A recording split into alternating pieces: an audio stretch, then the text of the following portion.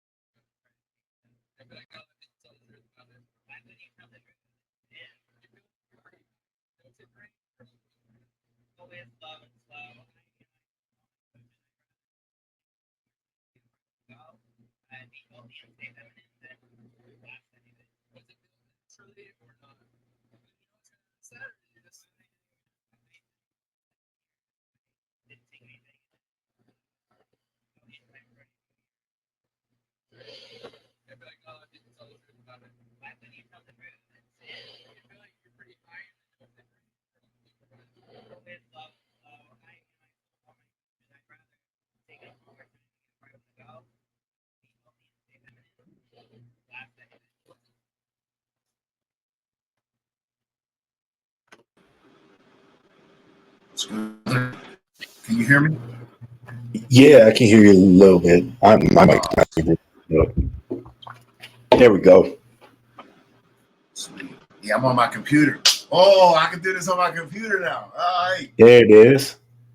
Bro, I'm so computer illiterate. It's sad, man. Like, Yeah. and I don't like asking for help a lot of times because I've had bad experiences. Like sometimes people be like gatekeeping and shit. Like I don't be wanting to like tell people how to do shit. So I don't be asking. I just be learning. Yeah. One of my boys came by today, and he's really good with like marketing, like online marketing and all that. And he was giving me some tips on like how to get better at like promoting all the stuff that we do, like the podcast. And he has some really good ideas. So I'm like, I've been brainstorming. I'm trying to like get better at this and like put it all into play. Just because like it's a lot. It's you know a what lot. I'm saying? Yeah. Like it's a lot more than it's like making videos, like editing. First of all, recording, right? Let's say you got an hour of recording. That's a lot of fucking recording. You know what I'm saying? To sift through, edit. What do you want to keep? What do you want to keep? In today's world, you got to be careful. You know what I'm saying? As far as like what you say, what's said. You know, it's a lot. I hate editing. That's why I like to pay my man Jay, my videographer, to do everything because I don't want to do none of that shit. I feel that. Like that's honestly what I need. Like I got a friend and he's really good with the camera, and like I just need to pay him to do it because I hate bringing a phone or whatever to the gym, setting it up. Like it's too to me, much. Personally, it just takes away from my workout. And I know it doesn't does. for some people, but for me, it does. So look, and I'll tell you what I did, right? So I get better video footage. So I bought this Canon. It's a Canon EOS M50. Yeah, EOS M50. And it's a smaller camera. So I got a Canon 80D. I never liked it's too big. You know what I'm saying? Like I use that whenever I'm like taking pictures of my kids for like sports and stuff, but it's really good for recording. So I used to like to take it to the gym, but it's so big. You know what I'm saying? Yeah. So I got this and then this little small, like, look, watch this. This little joint right here, bro. It's just like this. And it's so light to keep around. Oh, that's nice. Yeah, you know what I'm saying? Like I can hold it like this if I want. You know what I'm saying? Where I could just hold it and talk. I can extend it. I can open it up, set it up as a tripod. So it's not as of a hassle as having like a real tripod. You know what I'm saying? You got to like set up the tripod, then set the camera. Like I ain't doing all that. I keep this just like this. I'll pop this off just to pop the memory card out so I can take out what I need. And it's a lot more easy and convenient. And you get good quality footage too, because I do notice that difference, like the quality of the videos you put out, kind of like they help, you know what I'm saying? So like I got this off of Amazon. I think I got this off of Amazon too. And because it was a smaller vlogging camera, it's just way more convenient. I feel more comfortable carrying this around than my 80D, that big ass fucking camera I got. So I'm pretty much going to be using that, the 80D camera, for my office here to record stuff that I do in my office. So then that way I don't gotta lug it around. But you're right, that's what I had to tell a couple of my clients. I'm like, be careful, don't worry so much about the content and it takes away from your training. For sure. You know For what sure. I'm saying? And I know a lot of 100%. young people where they are more concerned about lighting and the camera angle setup, and it then took you 30 minutes to do 2 exercises. You know what I'm saying? Yeah, It's exactly. like that ain't gonna get you no results. But you know, teach his own. What's up, Sean? How's it What's going? up, gents? Dougie What's with the up, good brother? camera. That's pro money right there. It's that IFBB pro money you spending. Yeah, it's not too I bad. bought. You know what I'm saying? I got so the camera that I use, like I use as my webcam for this as well. But like when we went to Universe, we used it. It's an Osmo Pocket 3, and it's basically like a little like I would show you, but it's recording me right now. It's like a I little think I know vlog what you're camera. talking about. It's Yeah, a nice and like one. the head kind of like rotates and like follows, like tracks your face. Swivels. So the person holding it doesn't really have to like Move around. aim it and stuff like that. And it does like really good vlogging quality. It doesn't work as good as a webcam, but it works very good for like vlogging. And I'm pretty comfortable with that one now. Like that's not like you said, it's not like big, intrusive, like kind of awkward to carry around. It's just kind of like subtle. So I like that. Mike, is that attached to your computer, or you want like a separate tripod off to the side of it? So it's off on a separate tripod, and then it has like a like an HDMI cable that just like connects to the camera to the computer. Sweet. So I have like a plan for this. Like like marketing yourself in bodybuilding is like this weird thing. Like, and I've been really talking. I was telling Doug, I've been talking to my friend Shane about it because he's very good at like marketing ideas for business. That's kind of what he does. Yeah. And I'm just trying to like really figure out like how I stand out in like this industry and like what's going to be my thing. Because you know, Yeah. everybody does workout videos. It's hard to kind of stand out. So I have a really cool idea for this spring. And I mean, I guess I'll share it because I feel like nobody else probably gonna steal it. But so like my thing is like fishing, right? Like I love fishing. I feel like anybody that goes on my profile knows that. And so my YouTube channel is actually called Bass and Bodybuilding because like I love fishing for bass and bodybuilding. So like my idea is I feel like the way I relate to people is I'm gonna try and do a lot more content on the boat. Like I would love to bring out bodybuilders, teach them how to fish for a couple hours, and like chop it up about bodybuilding. I feel like that's the best way to express me in this industry. Like people like being genuine. I feel like that's the best way to be like genuinely myself and be comfortable. So like I've I been think that's a cool brainstorming. idea. Yeah, I think that's a cool idea just from the standpoint of it puts you in your comfort zone, and it can also put other people in the comfort zone and give them an experience they probably never had before or something that they also enjoy. You know what I'm saying? For sure. Yeah, I like that. So I'm excited for that for the spring. I'm like, that's dope. Hopefully, damn, I'll be on one of them. I'm coming up to Maine. I ain't gonna hold you. I don't want to come up there when it's cold as fuck. You know no, I don't want to come there when it's cold as hell. Like I come there when it's nice. But I definitely am coming up, and I definitely would love to. I already told you that go fishing and do all of that stuff. Yeah, so we gonna do it. Love to chop it up for sure. Coming up in May would be like perfect. You know, before it gets like bugs outside and it's nice and warm, and the fishing's still good. You want ratings, bro? You should reach out to Evan Centopani, have him come up, and you guys will tear up some content and tear up some fish. Oh man, yeah, I'd love that. You know, I feel like that's just, you know, that show Hot Ones. Oh yeah. Have you ever watched that like on YouTube and stuff?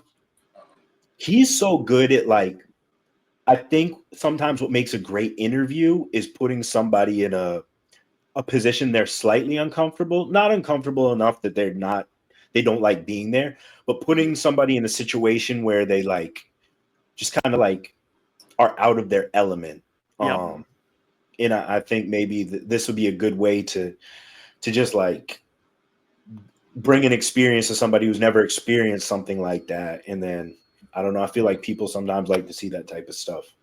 Even something as simple as you're getting content of someone that hasn't fished before, but basically like baiting the hook can sometimes could Yeah, be a disaster. for sure, for sure, for sure. And who doesn't want to see like a 300-pound Hold on dude, one like second. 2, 3 out on a boat, just like that looks too small for them, casting around lines and stuff. It'd be funny. It would be good, brother. Yeah. Oh, that interview, the last one that you did with Ron Gordon, Yeah. that was great. Well, thank you. I appreciate that, brother. Yeah. He's Ron's he's a great storyteller. he is a really good storyteller. A little bit off path for me, so he kind of caught me off base, but super nice guy. And he's another one. Hopefully, he does some damage next year. Yeah, for sure. He has all the potential too. He's one of my favorite physiques in the IFBB. I Really? mean, Okay. yeah, for sure. He's Who I he's missed super, it. My wife was calling, trying to get in the house. Ron Gordon, RPG on RPG. Instagram. Mhm. Yeah, I think his physique's killer. I've always been like a fan of his look. Yeah. And then he did really good at Detroit last year, so I wouldn't be surprised if he's wins a show this year. Honestly, Yeah, he knows That's his the hardest refinement. part. Trying to pick the show where you can get some good competition, but at the same time win. You know what I'm saying? yeah. So, Doug, he put you in the hot seat, brother. What are you looking at next year? Well, my plan for 2025, you guys are gonna be the first to hear it. Really, I haven't put anything out or said anything. I definitely the end goal is the Masters 2025 in Tokyo. Yep. But 2025 is my 10 years of bodybuilding. Legit, I did my first bodybuilding competition in Wow. 2015.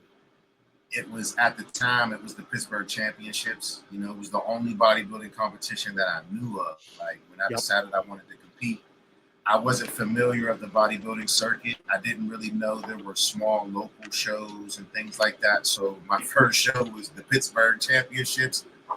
And they made a little bit of changes this year to the Pittsburgh and the NPC and the IFBB. So now it's no longer the Pittsburgh Championships, it's the Pittsburgh Festival. And Okay. it's going to be like an expo this year. Action Sledge and I think another company, I can't remember, is putting up pretty big prize money for the Open. And they transformed the NPC to 100% natural competition this year. So I think that they're giving the natural competitors another opportunity to get their IFBB Pro cards. And I think if you're an IFBB Pro, I think that will also be a qualifier for the Olympia. I'm not sure about that. I think so, but I do know natural athletes will have the opportunity to get their pro cards.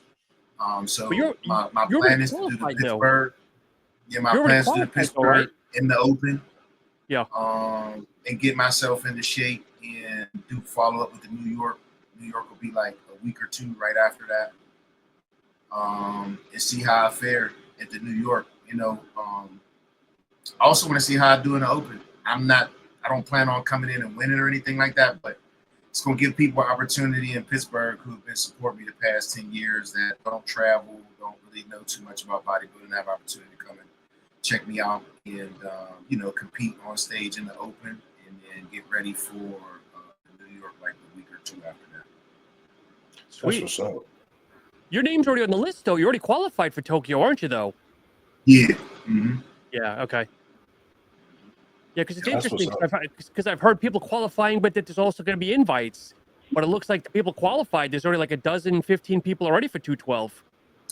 Yeah, because they changed the criteria this year. So if you want a Masters this year, you qualify for the 2025, and then I think that I can't remember when the cutoff month is, but the following Master shows coming up, and in the beginning of 2025, the Master shows, those winners will qualify for the Masters Olympia in 2025. Did you do Romania last year or no? No, I didn't go to Romania. I would have loved to. I was planning on it. Like for me, in my life right now, I like the aspect of traveling and competing. So I want to travel across the world and I want to compete, So, Tokyo was actually what I wanted to be my first pro show. But at that Oh, wow. time I turned pro, COVID was still bad, and especially over there. And I was lining up to do the Japan Pro in 2021. But when I was told it's probably not a good idea to go over there, that was when I switched and chose the Tampa, because that year they didn't have it in July. They pushed it to December. When I seen that was just like 4 weeks after the Tokyo, I was like, I'll just stay in prep and go to Toronto, literally. Yeah. Wound up winning it. Didn't expect it, but it was a great experience. But I've been to Vancouver and competed. So I've competed in Canada twice, and I plan on being able to compete anywhere in the world that has a 212 show. Just to compete, try to win, and experience different cultures in different cities. You know what I'm saying? Like, me and my coach always talk about, like, God willing, I'm able to live into my late 80s, my 90s. I'm not going to remember any of the material things that I've gotten. I'll remember a lot of the experiences. You know what I'm saying? I think sometimes we kind of get caught up in a lot of the what do I have instead of living life, And I always said if I had the possibility to turn pro, I was going to be that professional that was going to travel and compete.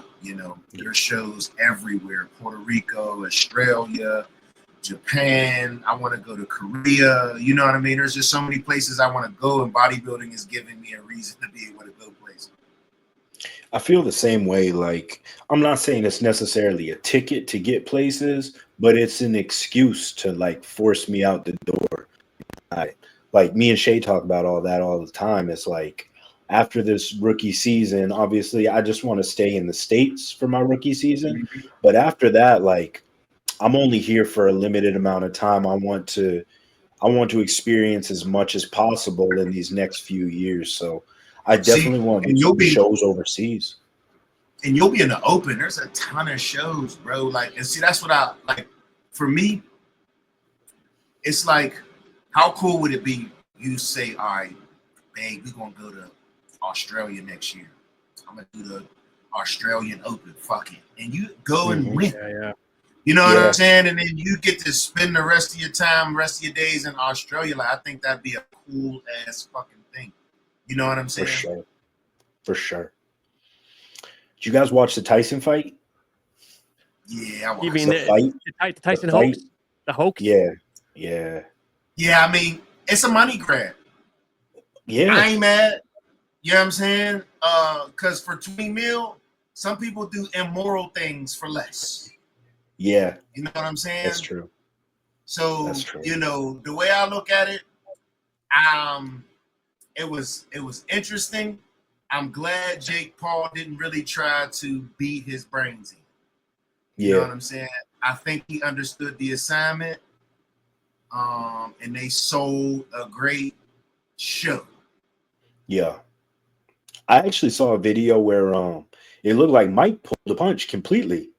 A right hook. I watched it in slow motion, and Jake was completely open on the left side. He threw it and then just stopped it. And I was like, huh. I didn't actually watch the fight. I didn't feel good about it in my stomach. I didn't want to see Mike like that. Mike didn't look bad, but you could tell after the second round he was getting tired. And I think that's what. Have you ever sparred before? Oh yeah, I boxed up until like 17. Most people don't realize the endurance you gotta have to box. Yeah. I remember specifically sparring one time, and I would rather get punched in the face than in my body. Yeah. Because the body shots hurt. And if you're the person I was sparring, it's my older cousin, and he was a featherweight, 130 pounds. Looked like you could fucking flick him, but he hit so fucking hard. I felt knuckles through 14-ounce gloves, bro, in my ribs. So the endurance that you need to have in boxing, that's why you ever hear that saying, you don't play boxing? Boxing is not a sport. You don't play boxing. Yeah. It's a fight. You know what I'm saying? So you could tell he was tired after that second round. And how he hung in there the last couple of rounds, I don't fucking know. I don't know. Dougie, was he tired though? I mean, I don't know if you've seen some of the videos here that when they tied up Logan Paul. I mean, Jake is telling him, "Look, dude, slow down a little bit here," because he got a couple of good shots in the first round. I don't know, brother. I don't know if Tyson kind of held it back a little bit. I feel like, well, I think Tyson was trying to see if he could hurt him in the first round, but I definitely feel like after that second round, he just started to get tired. Then I started noticing biting on his glove. What it meant, I'm not sure, but I'm sure it meant something. You know what I'm saying? Between the two. I mean, because let's be honest, man. Mike is an all-time great, but he's 58 years old. You know what I'm saying? And, you know, for me, I thought it was just cool to watch him even be able to go the distance, even if it was just an exhibition sparring match. Like, for me to know how difficult it is just to spar somebody, to let alone just fight and take them punches like that and throw punches. Yeah, you know, and like I say, you know, for 20 mil, I'm going to do it. I ain't even going to hold you. I don't give a fuck. You going to pay me 20 mil to fight a YouTuber? Yeah. I'm going to take that. Yeah. There's not much shame in my game if 20 mil's on the line. I'm going to be honest. Shit. And he even said in an interview he doesn't care about his legacy anymore. The man just wants bank to take care of his family. His legacy's he can lose the next 50 fights. And I mean, let's face it, his legacy is solid, no matter what happens. Well, I mean, because think about it. Remember his reputation with Don King too. Like he lost a lot of money. Yeah. When he was younger. You know what I'm saying? So if it returns on the back end, fuck it. Yeah. How's Doug? You're coming. I swear I've asked this every time, but you're coming down nationals, right? Are you going nationals this year? Yeah, I'm buying my ticket today. I gotta buy it today. I was checking today, and it's actually down. It's cheaper, $10. Oh, for real? Yeah, round trip right now is like $274. Oh, that's good. That's a good price. I have a bad habit when I see like really cheap tickets to places. I just like buy them and then figure the rest out after. Yeah, that's why I said today when I looked, because my coach texted me, he said, you better get your tickets now before they go up. So I went on there. I'm like, oh shit, they $10 cheaper. He ain't lying. Yeah. Now. So I'm gonna get it today. I just had to talk with my wife because I wanted my wife to come. Her birthday is on December 15th. We will be coming back that day. Oh, so okay. She was cool with that. I wanted to take her with me, but she got to get her hair done. She already had a hair appointment for the day before. No women in their hair appointments and shit. You know what I'm saying? So I was like, yeah, she not going nowhere if she ain't getting that motherfucking hair done. You know what I'm saying? So Mike, is Shay feeling good? She's looking good? Yeah, she's looking crazy. We're doing a mock carb up tonight and tomorrow. Just kind of to see like how much her weight's going to jump, how much she fills out, like how much food that takes. You know, does she have a distension? Is everything holding right? But honestly, like she's there. I would like to see a little bit more body fat off on the quads, but other than that, like everything else is in. Good. That's what's up. You coach her? 3 weeks? 3 weeks roughly? Yeah, I coach her. Yeah, she's good. 3 weeks on 3 weeks on Friday. Yeah. Wow, okay. My wife wouldn't let me coach her. She don't listen to me. Bro, it's tough sometimes. It's tough sometimes. I give you credit, brother. It's that fine line. I have to remind her, I'm like, I'm talking to you as a coach right now. I'm not talking my wife would be like, I'm not your fucking client, I'm your wife. Yeah. Or sometimes she'll say something back and I'll be like, she'll be like, why do you act like that? And I'm like, I'm treating you the exact same I treat every client. In fact, I'm being a little nicer than I am sometimes. Yeah, when she turns around and says, I'm talking to your girlfriend, go do the dishes. Yeah. But it's been pretty good. Like it's been pretty smooth. So I'm really happy. This is her first national show. So, and you know, I'm never one to gas people up, but I do think she'll have a very good showing. How tall is she, Mike? She's 5'7". Yeah, 5'7". Okay. Because I worked out with Dylan and Tanya the other day, Dylan Cody, Mhm. and because she's doing figure 2, but she's like 5', 5'1". So I was like, "Oh, you might go against Shay," and she's like, "No, I think there's different height classes. I don't know if it's height or weight Yeah, classes in figure." they do height class. I'm not sure what the cutoff is, like every like 3 inches or something Yeah. like Okay. that. But she's been talking to Tanya quite a bit. But I Yeah. don't. Yeah, they're not in the same class. Okay. But yeah, I'm excited. I got 2 other clients at nationals as well. So That's what's it'll be up. a busy This weekend. our first time. Yeah, it's all of their first time. Everybody first time at nationals. So Yeah, I Nationals can. is tough, man. I always tell people nationals. go into it with. See, for me, I know everybody has their own approach. For me, first call out is always a goal, but I always understand if I don't make first call out, it ain't the end of the world. I just hate when bodybuilders take a loss really, really bad. Yeah, You know what yeah, I'm saying? And it's like to some people, it'd be like the end of the world, and it's like, nah, bro. Like, I mean, look at the long scope of things, man. And I hate to say this, but people forget Ronnie Coleman placed dead last in his first Olympiad, bro. Kevin yeah. Levrone asked Ronnie Coleman, like, why do you do this, bro? Like, you don't win. Like, you don't win. You know what I'm saying? But Ronnie loved the sport so much that he just stayed true to it. I like to use Sean as an example too, right? Sean was told he would never win.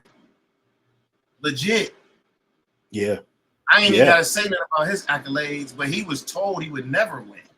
You know what I mean? So I hate when I see people get their hopes so high and then they don't get the result that they want and then they crash. And then it's like, oh, especially if people like, oh, fuck bodybuilding or I'm retiring from yeah, bodybuilding. And it's like, you Yeah. wasn't doing it for the right reasons to me. for sure. You know what I'm For saying? sure. You doing it for the external reasons. You know what I'm saying? Like I Yeah, always say, I don't even like to count wins and losses when it comes to bodybuilding.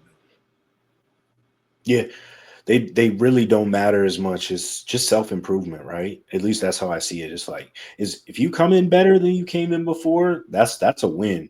Like that's all this is. Somebody's got to get a trophy, but you're winning if you come in better than last show. Straight, that's it. That's Exactly. simple and plain of it. Exactly. That delayed gratification. I love the stories of people who just don't quit and then eventually Yeah. you know what I'm saying? Because it's like you just didn't quit, dog. Like, that's all you gotta fucking Mhm. do. If you Yep. like it. You know what I'm saying? Now, granted, sometimes injuries, medical conditions, and shit like that come into play. But other than that, you know what I mean? Like, I don't like when people at one point, oh, I love bodybuilding, and da da da da da, but they don't get the results that they want, and then they try to shit on it. I don't like Yeah. that. Yeah. I don't I like feel that for sure. Dougie, what show did you become a pro at? North Americans 2020 Okay. under the tent.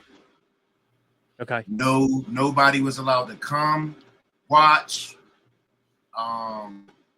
And I remember feeling like, fuck, this is real. You know what I'm saying? Like, that was my first time seeing more than 9 bodybuilders in my class. Yeah. Wow. So I remember looking like I was just praying I didn't get lost in the sauce. You know what I'm saying? That's why I say for me, if I made first call outs, and let's say I took 5th, I would have been okay with that because in my mind, I just need to keep working. You know what I'm saying? Yep. Even if I didn't make a first call out, it would have just been all right, I still got to keep working, but I'll take more time before I come back. You know what I'm saying? Yeah. I really Yeah, wanted yeah. to be calculated with everything that I did as far as when it comes to bodybuilding, and I still take that same approach. But, you know, I will never forget the feeling of watching guys take their shit off, and I'm like, yeah, he looks good. Yeah, he looks good. Fuck, he looks really good. You know what I'm saying? And I'm not showing this, but in my mind, I'm like, yeah, I gotta get fucking ready. But when I did gain some confidence, I'll never forget.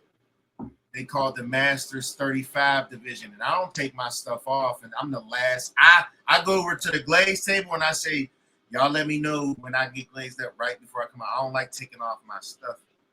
So the lady came over and she grabbed me. She was like, they about to call the 35 and over. So I take my stuff off. I start getting glazed. they call everybody over in the line. So I after I get glazed up, I walk over and I get in the line. 2 dudes go like this. They look down at me. They was like, "You're a fucking Masters." And right then and there, I was like, "Oh, I'm in here." I knew I was gonna win my pro card at that moment as a Masters. You know what I'm saying? Because I'm like, I'm looking at them like that, but I wasn't saying nothing to nobody. Yeah. You know what I'm saying? I was gonna keep that shit right here. But when he said that, I was like, "Oh yeah, it's on." And I remember walking on stage feeling real confident in myself. And when they called that first call out, I just remember just pose and look effortless. You know what I'm saying? Like just look effortless. And it was funny because I remember when I came off stage, I seen Gary. Gary walks past me and he goes, "Fuck you smiling for?" I was like, I'm like, you know, I just shrugged my shoulders. He said, "You ain't get that pro card yet." And I was confused because I thought I earned my pro card when I went to class. He said, you gotta place top 4 in the overall to earn your pro card. He said, "You better be ready to pose." I was like, "Oh, I'm ready." Oh shit. So then I was like, "Shit, I didn't win my fucking pro card." Now I'm like, "Book." Now I gotta place in this top. At least he said you had to place within the top 4. So I ended up taking second. I took second in the Masters. I took third in the Open. And I did the Open only. I did the Open only because I paid for it. I swear to God, I wasn't going to do it. But I was like, fuck it, I paid for it. I'm going to do it. I did not think I was going to win the Open. I legit, I was like, Eric Wood got it. I ain't even tripping. I got my pro card. Like, this is how. Yeah. But I was also loose. I was real loose. And I wanted to compete with them. So I remember telling myself, if they put me in the middle next time, I'm bumping him on purpose. So you know when you hit your front double bicep? Yeah. I bumped the shit out of it. He looked at me, and I swear to God, when he looked at me, I said, "Oh, I got this." Yeah. I felt like I broke him. You know what I'm saying? Mm-hmm. And sure enough, I ended up fucking winning. I got the video of how surprised I was. Like, I legit did not. I didn't care if I won it, though. I didn't care because I knew I'd already turned pro. But I did it because I paid for it, and I wanted to compete. You know what I'm saying? I felt like the Open made me feel like, too, I could compete as a pro. For you sure. know what I'm saying? Sure. Like, I wasn't sure what I wanted to do when I became a pro because I wasn't sure if I could compete. But after that, I was like, oh, yeah, I want to give it a shot. You know what I mean? I'm at least do one. You know what I'm saying? And I ended up winning the first one, which was fucking nuts. That's why I say for me, 2020 and 2021 and 2022, my life was like a movie. Yeah. I couldn't believe the shit I just couldn't believe it. I just know how difficult it is to get your pro card. You know what I mean? So I didn't take it for granted. You know what I'm saying? Like, I knew I didn't want to do a national until I felt like I was ready and I trusted my coach enough to lead me right.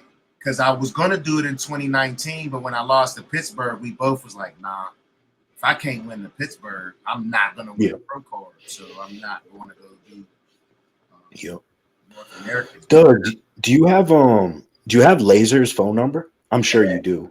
Yeah, hell yeah. Can you text him? I sent him a link. He said he was going to hop on tonight. Oh, word? Hold on. Yeah.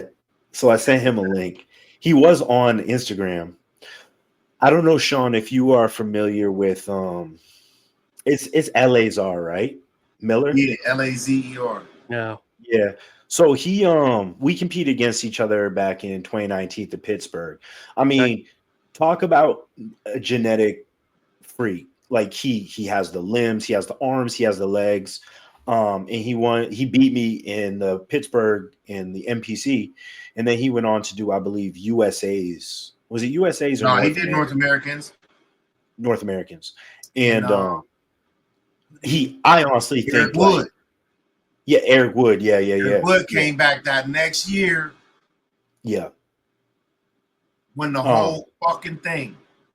I do think, I mean, I didn't really ever talk to him but he just didn't look quite as crisp as he had before to me. I truly think if he had been 100, he would have walked away with a pro card at North Americans. But nice. Yeah, he is very talented. Very talented bodybuilder for sure. Laser. Yeah. Yeah. I mean, Yeah, and he's got it that's the all. one thing about bodybuilding is like, it's very circumstantial too, right? Mhm. Like you need to have a lot of things in your life going a certain way. You know what I'm saying? For And if sure. you're battling things outside of bodybuilding, it just makes bodybuilding that much more difficult. I know Absolutely. after he had lost at North Americans, he was going through some personal shit. He even ended up moving out of Pittsburgh for a while. Mm. Oh, I didn't know he left the city. Yeah, he left Pittsburgh for a while, and he came home. I want to say last year or maybe the year before, and just kind of just been laying low, just living. You know what I mean? I've always Mhm. kept in contact with him, but I don't never like to probe and press. You know what I'm saying? Like I'm not friend that. I'm always there for you, but I don't want to be in your business unless you tell me. You know what I'm saying? Yeah. So I don't really ask questions and stuff like that, but I just recently told him it feels good for him to be back. I link with him every Sunday and my coach, and we pretty much, he goes over his client evaluations, I go over mine. We kind of just bounce ideas off of each other, talk, and figure out ways to continue to get better and progress in bodybuilding and life and, things outside of bodybuilding. It's actually pretty cool, Yeah, because like that's I nice said, to have a thing like that. I was blessed, man, to have a coach that like I said, just genuinely cares about people. Like he doesn't want none of his athletes to just be broken bodybuilders when they're older. Yeah. You know what I'm Yeah. saying? Like you don't want to have a lot of trophies with dust on them and no money in the bank, no nothing Yeah. outside of bodybuilding. That's a lonely life. You know what I'm saying? And I love For that sure. about him, man, because sometimes people need to hear that. Like, and it's okay if like bodybuilding is your thing and you live it, right? There's like nothing wrong with that. But at the same time, it's really just something in our lives to keep us busy while we're doing it. And bodybuilding will go away one day. You know what I'm saying? And a lot of people struggle with that when it's over. It's like an athlete, right? We know athletes play football their whole damn life and they make it to the NFL and they're 25 and they can't play anymore. They're like, what the fuck do I do now? You know what I mean? And unfortunately, that happens to bodybuilders the same way. You know what I'm saying? And I've been bodybuilding for 15 years and I got a lot of trophies and shit, but I ain't got nothing else to show for it. Mm-hmm. So, Yeah. it's cool to have somebody like him around, man, who just, like I said, cares about us and the people that he works with. And, it's good to have Laser back. That's my guy. When I tell you, I used to watch him and my coach train when I was driving the bus. I used to be jealous because I wanted to in those training sessions. You know what I'm saying? Like I know what I was capable of if I'm training with people that are gonna push me like that. You know what I mean? So trying to slowly work him back so he can hop in with us. You know what I'm saying? Because I feel off of that challenge. You know what I'm saying? Like when my coach get done with his set, he like, I got 9, you better get 10, better get 11, better beat me. And not saying it in a friendly way, like challenging me, like drop your nuts, don't be a bitch. Yeah. All right, say less. Because sometimes you need that energy. You know what I mean? It's like the one day you talked about it in your story. You have a lot of days you don't want to fucking come in the gym. Yeah, for sure. More than the days that you want to be there.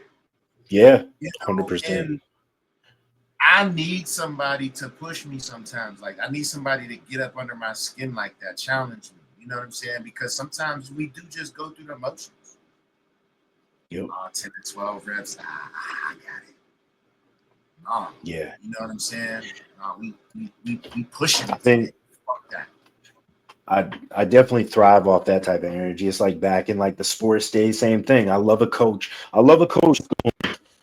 Get up in me, no diddy, and just like tell me what it is, like you're not doing enough, or like I thrive off that. I'm never one to like coaches mean, like everybody doesn't say I'm good enough. Like it does the opposite for me. It's the opposite energy of that for sure. Yep.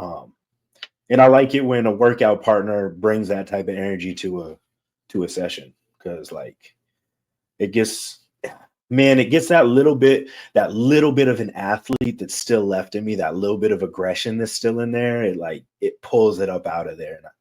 And for 30 seconds in that set, I feel that same way I did, playing defense and slapping the floor and getting down and locking somebody down. It's like that same aggression, that same feel. So, man, I miss that. But bodybuilding gives that to me, I guess. Yeah, I don't know. Did we lose Doug? I think he froze. Yeah. Oh, dang. It's all right. Hopefully he'll be back. What do you? He'll be I'll back. wait for him to come back. But what do you think of the new Ben Weeder Natural League that they have now? Have you seen this? So I think it's great. I think it's fantastic. So I won't say really close friends, but I'm friends with Chris Aceto's son, Fareed. Okay. Yep. And he trains at the same gym that me and Shay train at. And he just did the Weeder Natural Nationals. Whatever it was. I guess it was this past weekend. And he did classic physique and he placed 4th. Actually, let me pull. I bet I can pull him up real quick. I haven't seen though, Mike, and maybe you know the answer is, how long do you have to be drug-free to compete in this? This is a good question, and I have no idea. Because there's a guy, Jeff Seed or Jeff Side, that was like a monster, not a monster, he was jacked to the gills like 3-4 years ago, and now he looks like a shell, and he just won whatever division for that. Yeah, I saw that actually. I forget who posted or was talking about him. But yeah, I mean, that's a good question, right? And then you also come to this question of, okay, what if guys start using this natural route as a quote unquote easier route to get a pro card? What are the checks and balances that are going to be in place for that?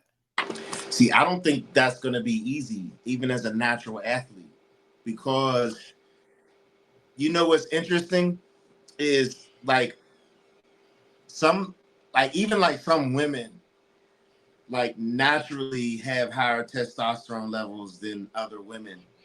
There's nothing you can do about it, but not be natural. You know what I'm saying? Like, there's even some guys, you'll look at them and you're like, I don't know. You know what I'm saying? Yeah. Like, Michael Hearn. Sorry. But you can kind of tell, you know what I'm saying? So my homeboy Lenny, right? My homeboy Lenny Wicks. He's a classic guy. He's won Ben Weeder twice, been to the Olympia twice.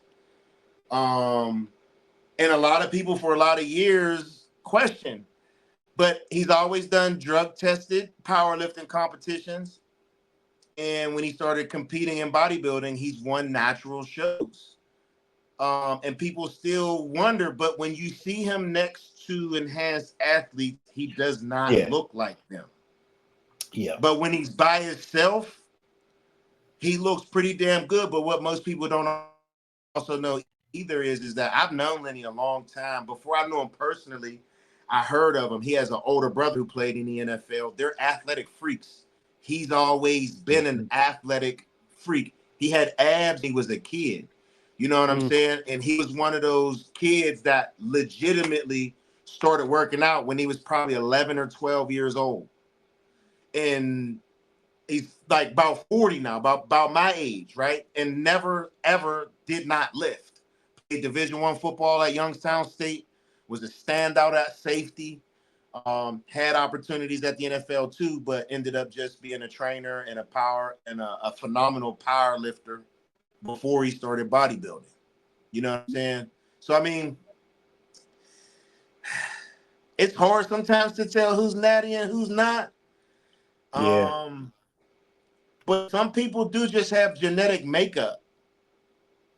Yeah, I coach a kid, Max, and I started coaching him when he was 15, just about to turn 16. And he wanted to do some OCB natural shows. He's still natural now. He's 20 years old, and he's been on. People have talked about him on forums before because they cannot believe that a kid can look like this and be natural. And be natural, yeah. I'm gonna brag up Max right now because he is such a impressive. I mean, don't get me wrong, his physique's incredibly impressive. But That's yeah, I him. mean, that's him. Shit. Yeah. Look at Like I this. said, I mean, and you know what too? So like even for me, before I crossed over, I was naturally strong. I could rep 405 natural. For sure. So once I crossed over, I was repping 495 for tens. Yep. You know what I'm saying? Like, so I mean, I don't think it's out of the ordinary when I see that. I can believe that somebody can be naturally strong and be built like that naturally, just because sometimes it's due just being people's genetic DNA. 100%. That's Hey, crazy. you I wonder know, what brought it. I wonder what brought it on though. Yeah, see, like you yeah, can see you his know, like shoulders. So when you look at somebody's shoulders, shoulder, bro. that's what I always look at. Do you look at the shoulders too, Mike? For sure. For sure. Like, see how his shoulders have like they have no roundness. They don't have that round They're, bubbly. yeah. Yeah, I can tell They're he's just kind of natty. flat. Yeah, he Yeah. doesn't have that pop in his shoulders. Look at that, Yeah. no pop in his shoulders. And you know, people see these pictures and it's incredibly impressive. But if you were to see him walk around, you know, you would think he was just a, you Yeah, know, kind regular. of a regular kid. Yep. You know, Especially if he obviously, just got you on. know, Mhm. 159 pounds. That's not a massive That's person. but see, that's what's so crazy though, right? So then now when you tell me that, because I can see that 159 pounds, yeah, Yeah. natural, dog. Yeah, exactly. Yeah, bro. Which is He's just, insane. he just has great parts. I mean, fantastic, like top tier genetics. Yeah, that is top tier genetics, bro. I don't give a fuck what nobody say. Yeah. Uh I mean, if he was to ever decide to cross over, Hmm. watch the fuck out. You know what I'm It saying? That's wouldn't even like, take it wouldn't even take much. and that's and which is why somebody like him would need to be with somebody who understands that. You know what I'm For saying? sure. For sure. Um, I just seen the boy Aaron Clark. I like his funny videos that he makes on Instagram with the Oh drawing yeah. board and stuff. And he was just he literally just made a post today about what's a good time for people to start gear, and you know what I mean. He kind of gave his thoughts and opinions on it, and it's just always interesting, man, because like with the access that people have now, people are definitely younger and younger starting, and they don't max out their natural potential. I mean, because this kid hasn't even maxed out his natural potential. You know what I'm Exactly. saying? Yeah. Look, 19, yeah. Like, I mean, for me, I'll put it to you like this: my son's 18. Let's say my son was like, "Dad, man, I really want to get into bodybuilding," and he's considering going down that road. I would tell him, you would have to show me you could stay consistent with bodybuilding until you're 21, 22 years old. Hmm. Because you have to develop the habits that will last with you. You can't just it's like to me it's like people who go get body work done and they don't develop any eating skills, right? You could go get your tummy tuck, Yeah. get some liposuction, but if you don't learn how to eat, all that shit gonna come back. Yep. It's all gonna come back. You did it for a waste. So if you don't develop the habit of training hard, eating your food every fucking day for years, I just don't see it. You know what I mean? Like, but that's my son, right? Yeah. That's what I would tell my son, because you're my kid. You understand what I'm saying? I wouldn't we not just Sure. because I'm your dad and I'm a pro bodybuilder, we're not going to just throw you on gear at 18 and see how big you can get by your 21. Like, nah, because once you cross that Yeah. road, you got to realize that this is for real. You're playing with your hormones. This ain't Mhm. just some fucking shit that you just take and go do. So I'm gonna post a picture of my first off season with Morgan when I first started, and I was one of those people who thought I could just eat whatever the fuck I wanted. and I blew the fuck up. I got to 230 pounds, but it was fluff Yeah. because I I'm think we've not all been there. eating. Like I was eating food, but in my mind, I'm like, man, I'm running gear. I can eat whatever. No, you can't. Right. Yeah. You can't do that, right? I got the fat gene. So guess what'll happen to me if I eat whatever I want? I'm gonna get fat. Yeah. And most people don't realize that's how you wind up. People be thinking like, oh, I could just do a cycle and I'll lose weight. Yeah, go ahead, try it, buddy. Everybody would be doing that shit. Exactly. So Yeah, this here's a shit question. unreal. Mike, pull up Jeff Seed for a minute, or Jeff Side. Jeff Seed? Yeah. Yeah, SEID. While we're doing that, I got a good question too. So one of the questions that came through for the pod was, what's the oh, my mic's cracking. Let's see if I can fix that. You're okay now. It was getting a little bad for a minute. Was it? All right. I think maybe it's just too close to me. What's one thing your ladies do for you as a bodybuilder that's underrated? Hold on, say that one more time. What's one thing that your ladies do for you as a bodybuilder that's underrated? Oh. I think that's a good question. I'll tell you what I think. My answer to that is, and it's not super specific. Is it this him, right, Sean? But I don't know if he's gonna go back like years ago when he was. I think he was on the Olympia stage for classic physique. Really? Yeah, he was. Yeah, he was a big boy back in the day. Yeah, Who's I saw that? this video. I think Jeff Side or Jeff Seed. I think it was Nick Trigili that was doing like a before and after of like what he used to look like versus. Yes. Man, I had to unfollow Nick Trigili, man. I do too. I don't follow him. Yeah, I had to unfollow him, man. I don't think he's a bad dude, but just certain content, I don't like a lot of negativity. I feel like I can get my point across without shitting on people. Yep. I agree completely. That's what I was just saying. Before you fell off, Doug, I was asking if there was a time frame to be clean before you can go to these type of shows, because he definitely was not the judge. I could care less if people are natural or not, but yeah, people have figured out a way to beat them tests, but I don't know how they do it in bodybuilding. That's going to be interesting too, because a lot of people now are catching wind that the Pittsburgh Championships is no longer the Pittsburgh Championships. Yeah. Like a lot of people were thinking about starting a prep for it, and it's like, no, that's not a show no more unless you're a natural athlete. It's not a show for enhanced bodybuilders anymore. So do we want to talk Prague? Want to talk Prague? I don't know if anybody's going to jump on us, before we go too long. Yeah. Oh yeah, we can definitely talk to Prague. You know what I'm saying? Yeah, let's talk Prague. I'm gonna answer this question about the wifey first. I think go ahead, Mike. For me, what the most underrated thing she does is just understands that it's my passion. And I've been in a relationship in the past where, she understood I liked it, but didn't understand that I love bodybuilding. And it always kind of felt like bodybuilding was a kind of nagging issue after a while.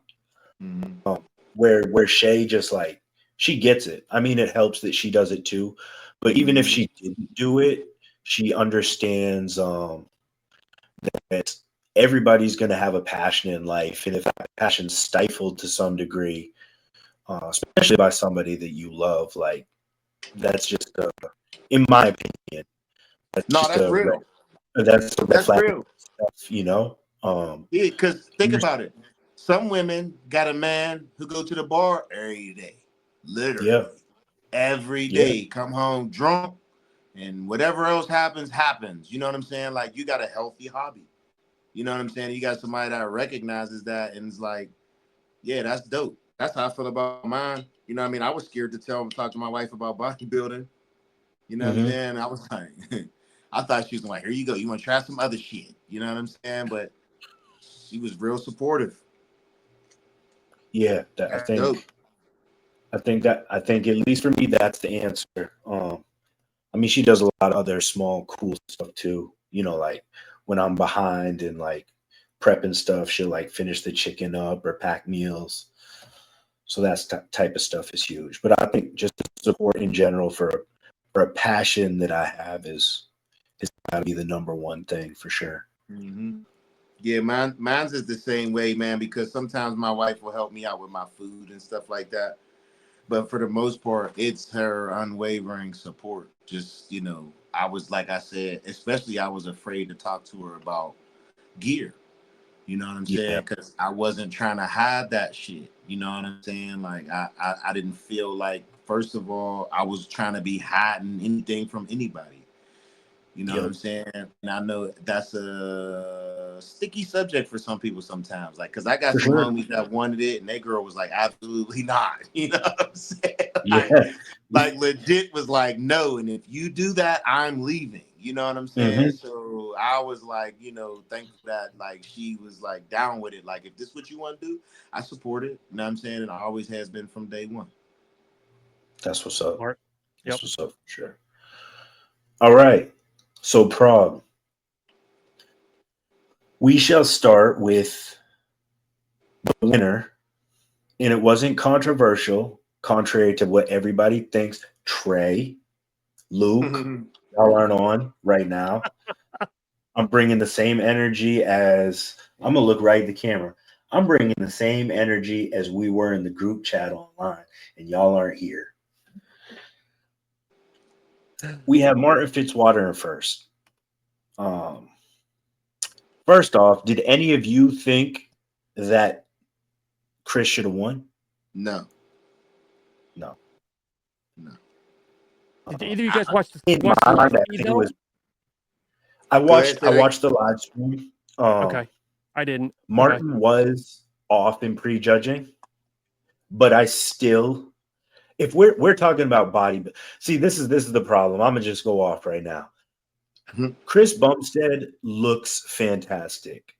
Being able to jump over from classic and have 4 weeks just to fill out, not really put tissue on, hold conditioning, and then jump in with the number No. 4 in the world and the number 2 and former 212 Olympia and play second is amazing. Let's get that straight out the gate. That is amazing.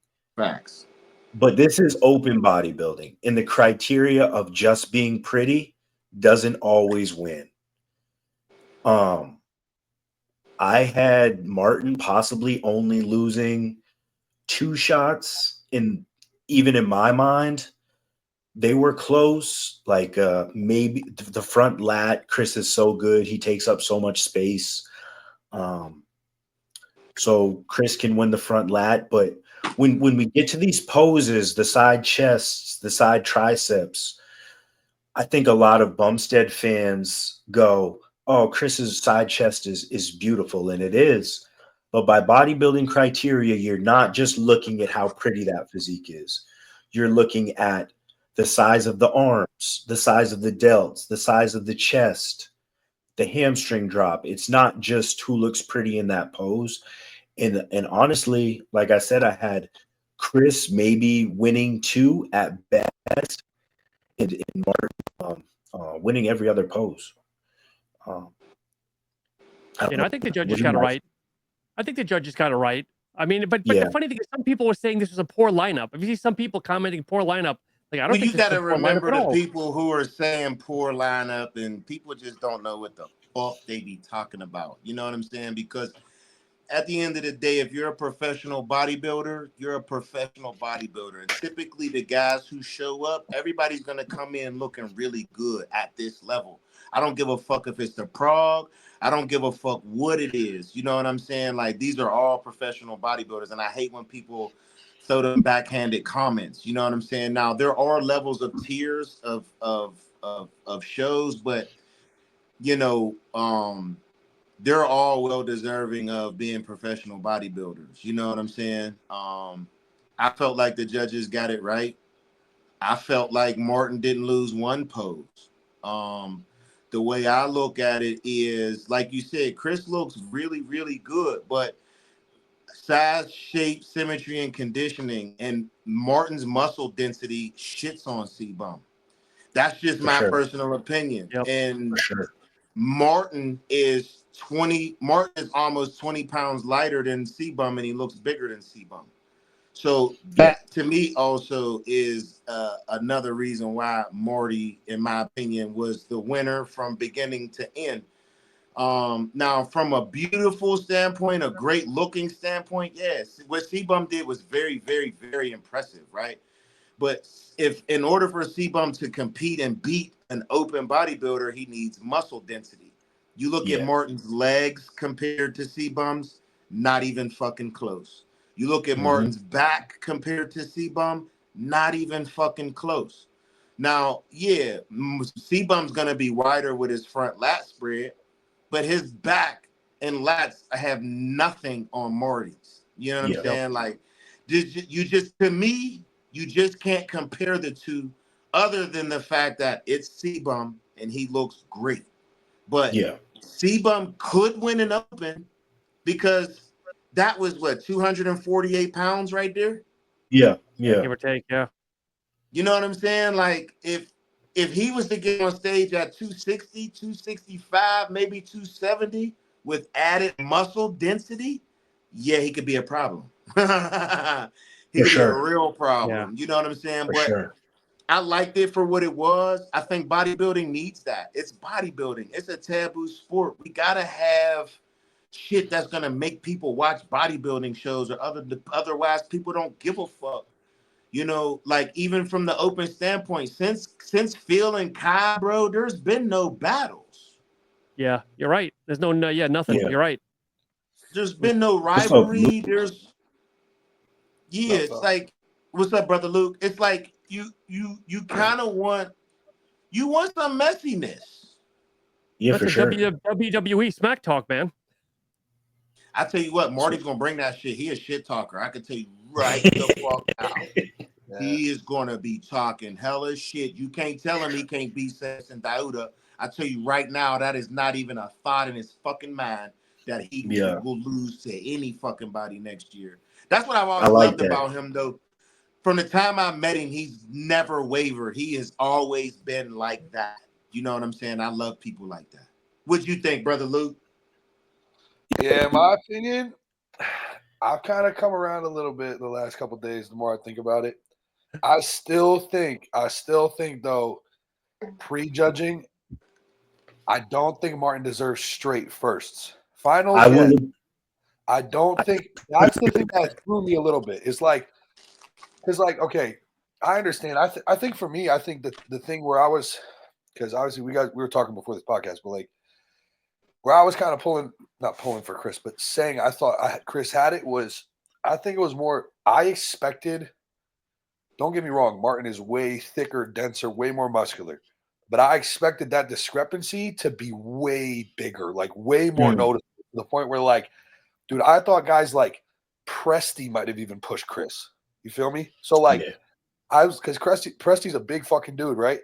And he kind of got shafted in the show. I don't know what the fuck happened to him, but but like I was even like, I don't even know, I wasn't even sure if he was going to be second. You know what I'm saying? So like, I thought the muscle, like the disparity as far as just like density and overall thickness was going to be bigger than it was. And Martin was a little off to me, at least compared to his Olympia look, even his finals look at Prague in prejudging. And I heard him say something like, I think he like tweaked his hamstring when he was posing or something. I heard that too. Yeah, he said something like popped, and then like he had like this like cortisol fucking spike, and then he started sweating, and he like you could see it in his face on stage, like in prejudge. He wasn't that like swaggy, confident, I'm on the money dude that he is a lot of the time. He was kind of like, he didn't look like he was having as much fun, right? Mm-hmm. And that's kind of the thing that stood out to me was, like I said, like we were talking before, is just like the polish. Like he didn't look as polished as Chris. Chris looked like more of a professional to me. His tan, his composure on stage, his confidence was just, it stood out. And in finals, Yeah, Martin handily beat him. But I thought Chris beat him in prejudge. Just from that standpoint, like Marty was a little watery, but then again, like I said, I've kind of come around because bodybuilding criteria, right? And and don't get me wrong, I was rooting for Marty to kind of blow him out of the water. It's hard to root against Chris, but it's easy to root against his fanboys. And I didn't want to hear it from these kids. So I wanted it to really highlight, like, yo, there's levels to this shit. Open bodybuilding is the pinnacle of this game, right? Yeah. And I wanted that to like highlight that. So I was pulling for Marty to kind of blow him out of the water. And I think the fact that it wasn't as much of a landslide as I thought is what had me kind of be like, I don't know, bro. Chris looks really fucking good. He did look really good. Like, and you can't take anything away from Chris because, like what Mike said, what he did was impressive. To hold the conditioning, allow himself to fill out a little bit more after you just won your 6th Olympia. And the fact that he is what is he, 245, 250? Yeah. That's 6'1", and he can hold, like, that's very under-muscled, bro. Like, very for sure at this level. And he doesn't, like, he beat a lot, like Wolski, Presti, Horst, like all these guys that are like competitive open pros. You know what I mean? Yeah. And he just walked in there and, like, I mean, he was a clear second, right? Like that's obvious. So yeah. And that was also reflected on the scorecard. So like he beat a lot of guys that are bigger than him because of just his like structure. And he's an anomaly, bro. Like no one else. That's the thing I was trying to say to you, Mike, like in the group chat was like, this isn't a sign that any classic dude could do this. Nobody else could do it. Yeah, agreed. Nobody else could do this. Like you bring Mike the Badass to this show, he's last place. You know what I'm saying? And he was just second at the Olympia. So it's like Chris is a one of one kind of dude. Like this is not something you're going to start to see happen regularly. But in the same breath, I have a question for Sean. Sean, let's say Chris Bumstead won this show. Okay. Do you think that would blur the lines between classic and open? And do you think open would lose some prestige in the eyes of fans to some degree? Or do you think we would just say, I know it's Chris, he's good enough to do this? Like I think with the certain refinements, I mean, keep it at 250. And Dougie said it earlier. I mean, what would he look like at 260 plus without blowing himself out and standing against guys at his height, like an Andrew or a Samson? Obviously not match for match, but like just size and height. I mean, that's something I would like to see. Yeah. Me too. But I wonder though if all the people were upset, like with the blinders on, that Chris didn't win, not looking at the physique, but the fact that they wanted to see him on the Olympia stage next year, like possibly 100%. one last hurrah. Yeah, 100%. I think that most people were blinded by just Chris being Chris. Like I think that's easy to do. That's it's easy to look at that physique and go, damn, that's one of the prettiest physiques I've ever seen. How can it lose? Yeah, and I think that's when politics come into play, right? Because I don't think any of us are naive to think that politics don't make it all the way up to they do. You know what I'm saying? And I do feel like it's kind of hard to have C-Bum switch from classic and jump past the number 4 bodybuilder in the world. They still got a business to run. You know what I'm saying? And knowing even if he won, he not coming back. You know what I'm saying? Yeah. Like, I don't think that he wants to bodybuild anymore, like he said. I think he is done. You know, he's what, 32? I don't think he's 30. No, dude. I think like he's under 30. He's bro. like 29. Yeah. 28? I was about to say he's almost 29, 30. dude. He's like 28 or 29. Yeah. So, you know, I remember the first time I saw him. Yeah, so 2017 at the Pittsburgh. I remember seeing him in the back, and I swear to God on my soul, I knew he was going to be what he became. He lost to Steve Lazarus. Steve Lazarus looked unreal, but I could tell there was something different about him, just his whole demeanor and mannerisms in the backstage. I just remember being in awe of him in 2017. And he started in open bodybuilding. You know what I'm saying? Yeah. So bodybuilding is in his blood, but I feel like when he switched over and he found his lane, I think he was like, all right, this is my lane. He's using bodybuilding for what he did. He became very wealthy, very well known. And I think he'll just, ride off into the sunset and still stay connected in the bodybuilding. But I feel like if he wanted to give bodybuilding a shot, I don't think he would have did the Prague. I think he would have took some time off and came back to win.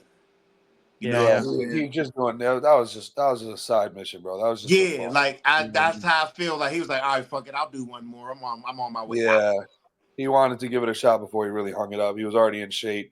So he don't ever question it, right? Like, because now he can be like, man, I took second. You know what I'm saying? I lost to Morty. Yeah. But he knows who he is and what he wants right now. I feel like, I heard him on Fuad's podcast, talking about even just like staying in prep for the last couple weeks since the Olympia and how hard it's been for him and stuff. You know what I mean? Like I think he's kind of done with the whole game. I mean, he did seem like he had a lot of fun on stage, so sometimes that can spark something. Who knows? But not having restrictions with weight cap and stuff. It's a whole different game for him. So he might have a different level of fun up there. Yeah, and that might, it's the first time I think he was saying it's the first time in however long he's been the underdog. So sometimes that mentality can flip a switch, and maybe who knows? But in my opinion, I think he's just, like you said, just going to sail into the sunset and just kind of live out his life with his, he's got a newborn, his wife, and he's got everything you could want from this sport at this point, and he's got his health, he's got everything. So I always, I mean, because we all got to look at it like that from that standpoint. You know what I'm saying? Like I can't remember how old you are, Luke, but I'm old. I'm 40. You know what I'm saying? I'm 27, so I'm still you're a baby. You know what I'm saying? Like, I'm a young boy, and we all want to finish in good health. Yeah. You know what I'm saying? And with little to no injuries. You know what I'm saying? Like, think about this. I didn't know that he done tore his hamstring, he tore his quad, he tore his bicep. Yep. You know what I'm saying? I'm like, bro, that's a lot of fucking tearing. Yep. Yeah, bro. That's a lot of tearing. You don't know if his body's hurting. Obviously, everybody knows he's got that autoimmune disease too. So he's got to be careful with all that. And obviously, he can't play with the same deck of cards that a lot of other guys can. So he's absolutely. I mean, he's like almost a second coming of Jay Cutler. Like the guy's done nothing wrong, bro. It's impossible. Like I said, easy to hate his fanboys, but it's impossible to hate him, bro. Like you can't say a bad word about Chris. So that's how I feel. I definitely feel like that because I'm a fan of people's work ethic, and like I said, like I had the opportunity to meet him a few times, and then I just feel like I can tell when somebody can be good at something. Like I feel like that in music. Like I'll hear a song and I'm like, oh, I know that's gonna be a hit. Right. You know what I'm saying? And I can see certain people and I know like, oh, he's gonna. I'll never forget that day because I don't know if you've ever been to the Soldiers and Sailors. Well, you have, Mike. When they had the Pittsburgh, you got that long hallway in the back. He was in the back by himself. It'll be interesting to see what Classic does now because you talk to any fanboy, they don't know who Mr. Olympia is, but they'll know who C-Bum is. Yeah. That's right. Yeah, I don't know. I really don't know because it's crazy to think about, right? Because I mean that division hasn't existed, pretty much without him. Yeah, he wasn't winning the first couple of years. He was there. You know what I'm saying? Yeah, he lost the first two. He lost, like Breon won a couple before him, Danny Hester, right? And then him, right? So we don't really know this division without him. And obviously his level of popularity is crazy. Obviously you've got guys like Urs and Ramon who have a high level of popularity, but I don't think they'd be as popular as they are if it wasn't for Chris either, because he elevated the whole category and then they kind of were like the guys on his tail or whatever, and it kind of created this whole thing. So like it all stems from him. And you really don't know. It's hard to envision. I remember like when Kobe retired, right, from the Lakers. And like my whole life, like I'm young, right? So my whole life, I associated Lakers, Kobe Bryant, right? And when he retired, I was like, what the hell are the Lakers without Kobe Bryant? Like I didn't know what they were going to be. Yeah. And it's like the same kind of feeling. It's like you don't know, like what is that what is classic physique without Chris at the Olympia level? Like, is it gonna fucking it could just die, bro. It could really just die off. Or So, I could be completely wrong, and some new dude could come in here and fucking take over, and they're gonna have to figure out a way. They're gonna have to figure out a way to try to kind of create some kind of rivalry again, some kind of division, because it's like you said. As of right now, nobody has seen the classic division without C-Bum. Yeah. If you guys remember too, in his first 2 Olympias that he lost, he was still the talk. Like everybody knew when he did that first one, everybody knew he was the future. Dude, people knew he was the future before it. Like when he turned pro as a bodybuilder, people already knew. I remember seeing him like all over these pages, and he had like That's what I'm saying. He had that floopy haircut and shit. The and I remember first time I laid eyes on him, bro, I was like, "Oh, he's gonna be something." Like everybody knew. Everybody knew. But it's just crazy to think, right? Like, I mean, what did the classic came out in, like 2016 or some shit like that? Yeah, it was that year I think he turned pro. Yeah, and I'm pretty sure he had his first Olympia by like 2019, right? No, something like that. It was 2018, I think. 2018, yeah. 2018, 2019, whatever, right? There was 3 Olympias, and then he was the guy. Mm-hmm. So, and when he wasn't winning, he was second, third. He was on their heels, right? Mm-hmm. So it's just, I don't even have an opinion, to be honest. Like, I don't have an opinion as far as whether it's going to tank or it's going to flourish. Like, I really don't know. I'm just like curious to see. It's going to be interesting to see. Yeah, and it's hard. It's hard. It's like just hard to picture. It's like there's so many classic shows throughout the year, right? And no one really gets that fired up for them because maybe there's a lot of them or whatever. But people get fired up for the Classic Olympia because it's the one time you get to see Chris. Right? So now, is it just going to kind of feel, is the Olympia just going to kind of feel like these other shows? Or is it still going to feel like this as special as it has the past few years, but Chris competing? I don't fucking know. So I guess we'll have to wait and see. Yeah, that's an interesting point. I guess I didn't think about it that way, but like, yeah, man, I don't know. I'm not a huge fan of Classic, but I watch Classic at the Olympia because Chris is up there, and I'm like, oh, I want to watch Chris win again. Yeah. But you take Chris out of the picture, I mean, no offense, but no physique really gets me excited. And the thing, one of the things I hate, it's like this was something that like I dealt with, right? Because I'm a taller dude, right? So like, obviously we had this conversation about how long it takes to fill your frame out. But when I was starting, like a lot of people were like, oh, you have somewhat of like a classic structure. Like you should go do classic physique because like whatever, you could get your pro card, blah, blah, blah, blah. And I'm like, bro, I was like 2 pounds under my cap already. Right. Yeah. I had a lot of tissue I wanted to put on. And I'm like, bro, the fun part about bodybuilding for me more than anything else is progression, dude. Like exactly. Like when you go through the seasons and like you're excited for prep and then prep ends and you're ready to grow and you're ready to prep again to see what you look like. That shit fires me up. That's what keeps me going. And like, I don't like the thought of a restriction, right? With a weight, right?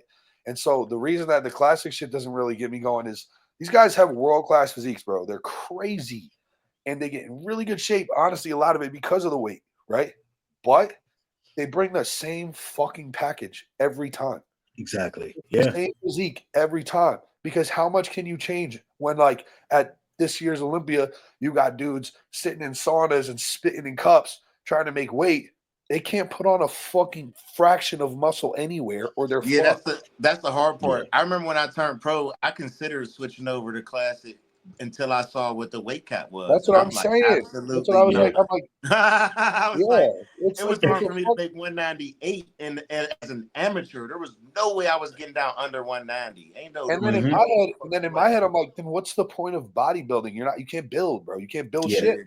Like your whole off season has to be like, whoa, like be careful about this weight. Like I can't get too big. I can't get too muscular. Like you can't fucking push anything. You got to be so fucking relaxed. Yeah. And then it's like the only time you get to go hard is in prep, but like you're hungry and tired, and it's just not the same. It's not, you don't have no drive, in my opinion. So that's the reason why like the classic division itself doesn't get me going, is because these guys, it's the same, bro. Urs has looked like when Urs got fifth or whatever, like 4 years ago when he first kind of came on the scene, I was like, bro, this dude looks sick. The dude looks the same every single year since then. It's because he can't get better. He can't. Like he just can't. He doesn't have the room. You So can't let your body grow. you're stuck.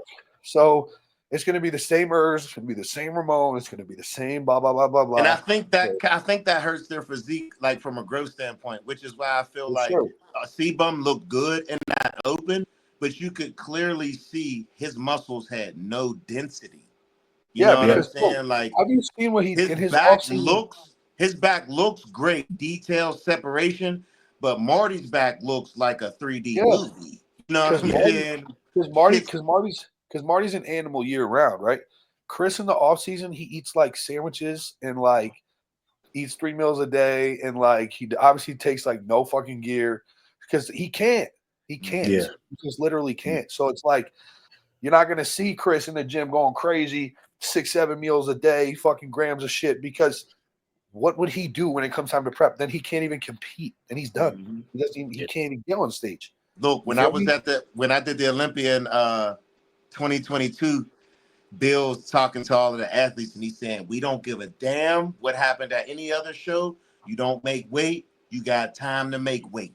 And when I seen Terrence Ruffin get on the scale, he was a pound over, and he said, you know what you got to do? He said, I'll be back. They didn't give a fuck. Everybody's making weight. We're not adjusting. Whatever you got to do to make weight. And I was like, damn. Yeah, bro. Yeah.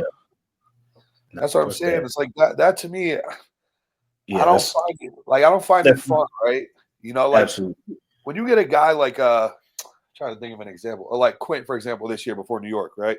You get a guy who goes away for a year. I mean, obviously Quint, we know what happened there, but like you get a guy that goes away for a year in the open. When he comes back, you're like, yo, I can't wait to see what this motherfucker looks like, right?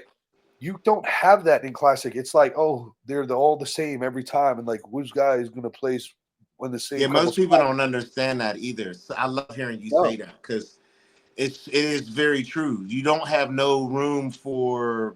You can't get better. It's just the only difference is peaking. So it's like if you peak better this show or this show, you're going to look crisper, harder, drier, whatever. Yeah, like better conditioning. Ramon, for example, kind of like fucked his peak up this year. He didn't look as great, right? In previous years, he kind of pushed Chris a little bit, right?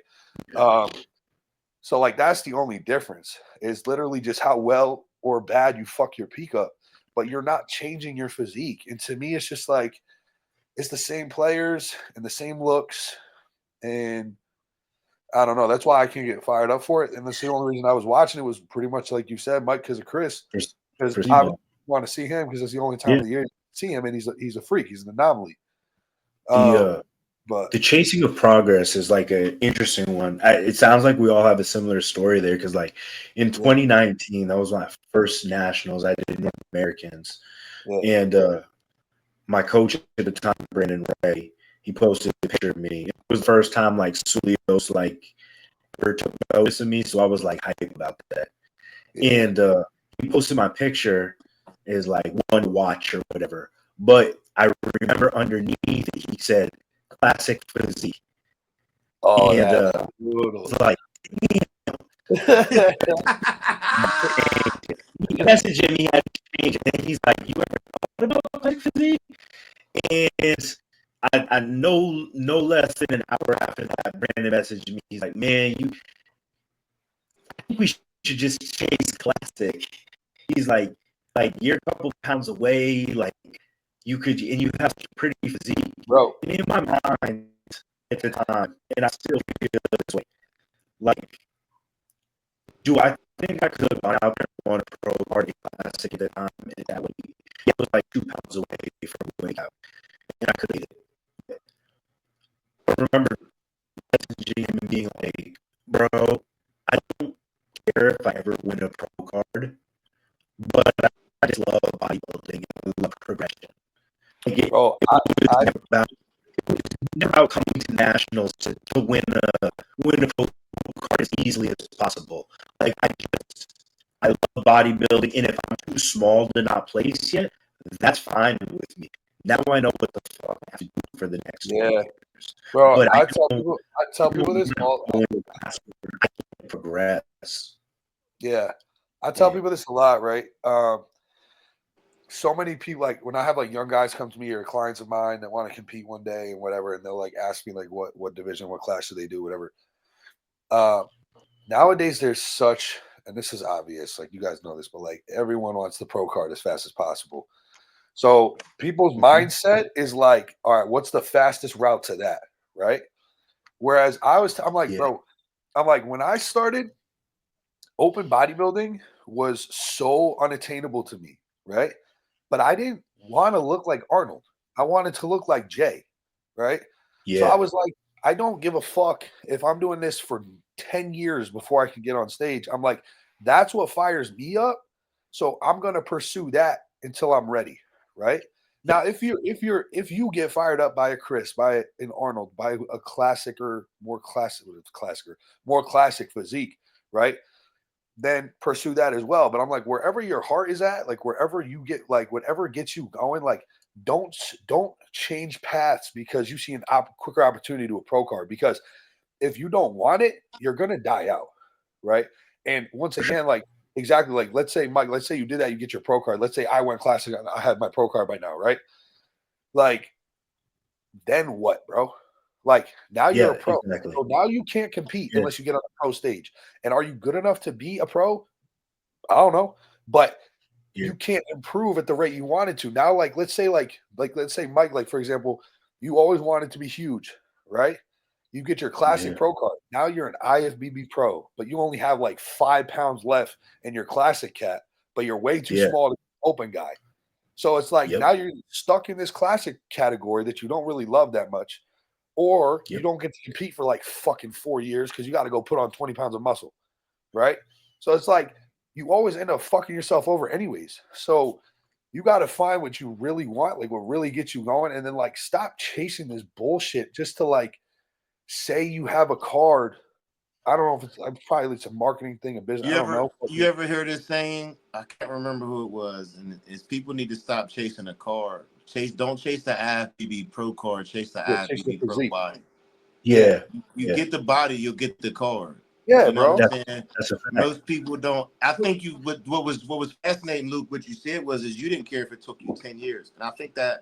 Exactly. Like, I think we talked about that a little earlier before you came in. A lot of people come into bodybuilding with this misconception, man. They don't really understand that, like, all right, you see the C-bums, but that's 1 out of a million, bro. Yeah. Everybody ain't fucking C-bum, dog. Like, you're going to have to put in your time and, like, everybody else. You understand? Right. And sometimes some people's times is longer, some's is shorter, some is in between.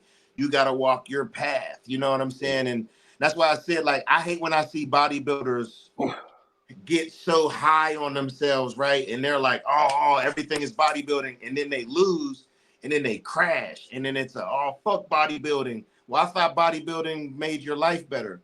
Now bodybuilding is fucking ruining your life. But that's because you got into it for the wrong fucking reason. Exactly, you ain't doing this because you love it. You doing this for the external shit, the awards and all that other shit. 2 things I always say, right?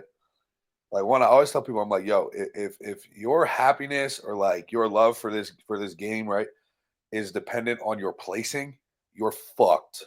Yeah. You're fucked before you even get started, bro. Because you could have the same exact lineup on the same exact day, and you swap out a panel of judges for a different panel of judges, and everybody's placed in a different spot.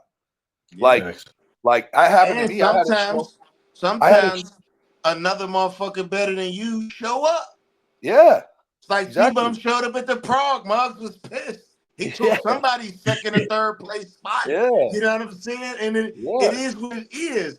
Like as a 212 guy, I know if I go do a show and Keon show up, it's over. Yeah, go home. I listen, I'm a competitor at fucking heart. Yeah. Don't get me wrong. I'm gonna go out there and do the best I motherfucking can, but let's keep it 100. Right. You know what I'm saying? If Kamal, you know what I mean? Like certain people show up.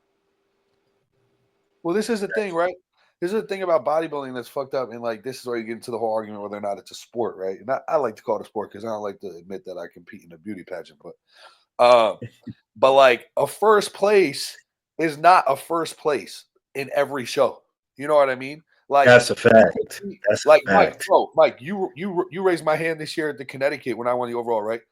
Yeah. And I beat a bunch of chumps. I was fat and 6 weeks out. That's no disrespect anyway. So I should take that back. But like, there wasn't anyone like I was qualifying for USA's. There wasn't anyone that was going on to do a national show. Yeah, I get what you're saying. Other people right? won't get what you're saying. We And know and exactly what you're saying. for everyone else that was competing, like they all peaked for it and da. Like I was doing cardio the night before. I just put on a tan and jumped on stage. I didn't peak nothing, right? Because I was still 6 weeks out from the main show. But my point is like I won the overall, right?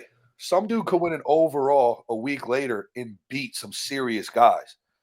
Or some guy could take second, but he gets beat by the dude that goes on to win Mr. USA. Like places are not equal in bodybuilding. Like it doesn't work. Like, it all depends on like who shows up that day, what show you're doing, etc. So that's why I say like if you get into this and like you are literally high or low based off where you finish, you're done, bro. You have to be able to ride the wins when you get them, but you have to be able to take the losses on the chin and bounce back. Man, I've seen this one dude. He was so gung-ho hard about bodybuilding for a solid 2 years. Yeah. Now he's nowhere to fucking be found. Yeah. And then he lost, right? I know a lot of them. And when he lost, he wrote this long-ass post about why he's retiring from bodybuilding. Man. And I'm like, bro, you didn't even start. Man, like, bro, let's be like, I love competing. I know there are guys out there that like they just love the training and then they just compete on the side kind of thing. I love competing too. I love the whole game. Yeah.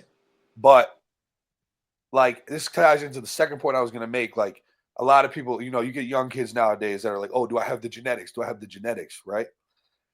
And I always say to them, I'm like, if I said yes, what would you do? Would you pursue it? Okay.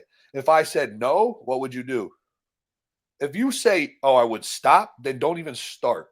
Don't even start in the first place. Because when I started, bro, even after my first couple cycles, I looked like a sweaty bag of dicks, bro. I looked horrible, terrible. Like if anybody saw me, they would be like, this kid should stop before you get going, bro. Stop now, right? But like no one was gonna tell me I wasn't gonna do this because regardless of if I fell on my face or whatever, I loved what I was doing, bro. I was having fun, right? Yeah. I just love bodybuilding. So like win, lose, whatever. I just got my teeth kicked in at USA's, bro. I got 9th place. You think I like getting 9th place? Right? You think I like getting fucking 9th place? That shit was trash. So what I do, like I didn't turn around and like eat my face off and mope around. Like I put on fucking 50 pounds in 8 weeks.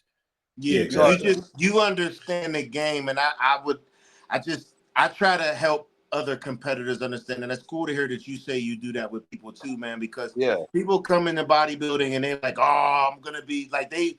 I always say, if you are counting your wins and losses, you in the wrong game, bro. Because you're gonna lose more than you win, and even if you win early, them losses is gonna come, and you really might not be able to fucking handle it. Because I've also seen that happen to people. People winning early, they high on their high horse, they talking all that shit. Then they lose. Perfect example is Cody Montgomery, right? Like this dude won everything. Youngest pro, steps into the Arnold Classic for his debut. Teeth kicked in, right? And he's done.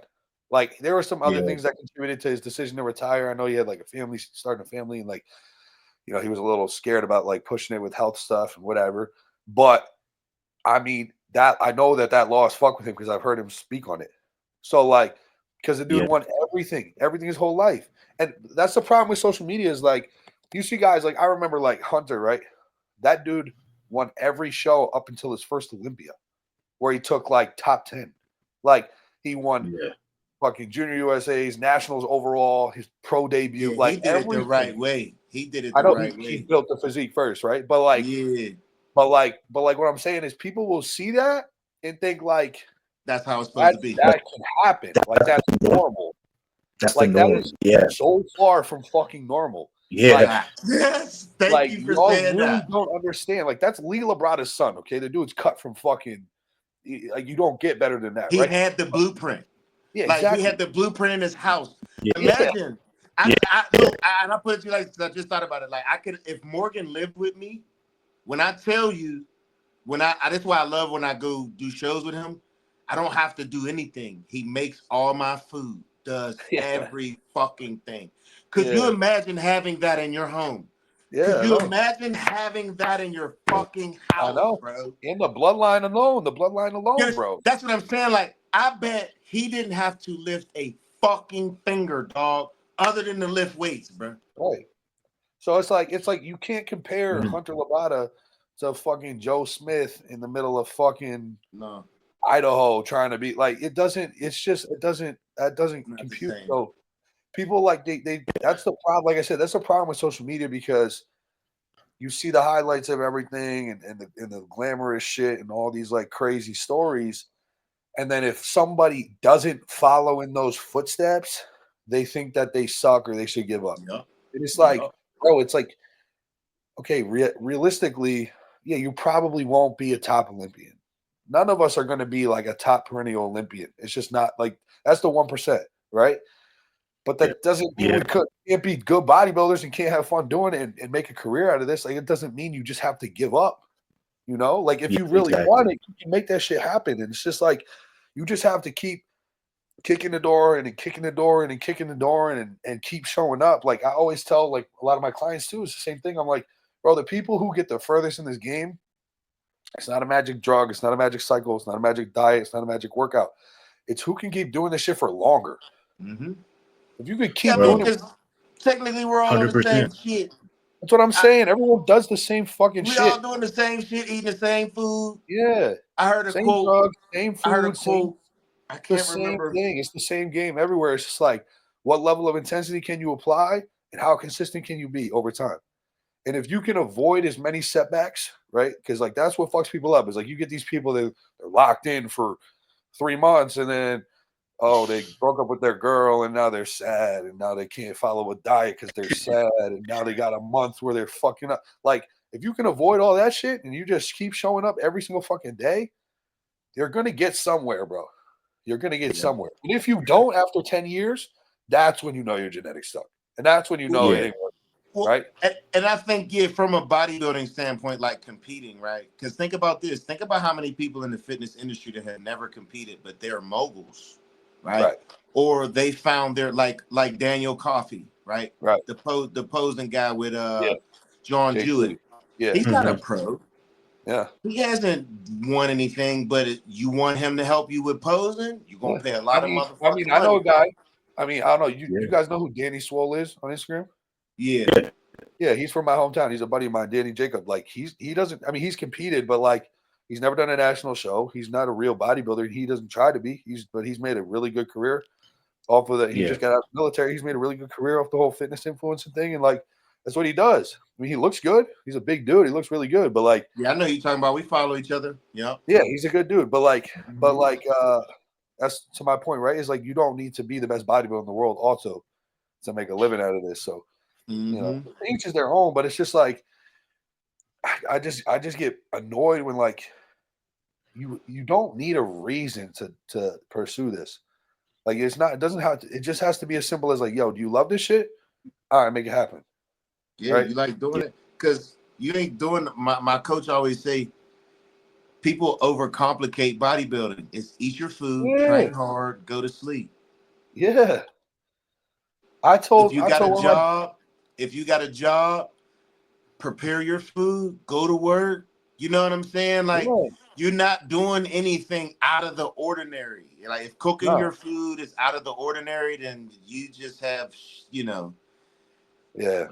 You got bigger problems to worry about, man. Yeah, you know what I'm saying? Like legit. You know what I'm saying? Yeah. Like it's really not that complicated. Just eat your food. But I love the quotes my coach say, man. He reminds me of like who was the Indiana coach? Basketball Bob coach. Hurley? Bob Hurley? Knight. Oh, Bobby Knight. Bobby Knight. That is who my coach reminds me of him so much. that funny ass sarcasm that be true. Yeah. You know what I'm saying? Like I heard Dawn Knight say, you know what hurts worse than what did he say? Because I shared it.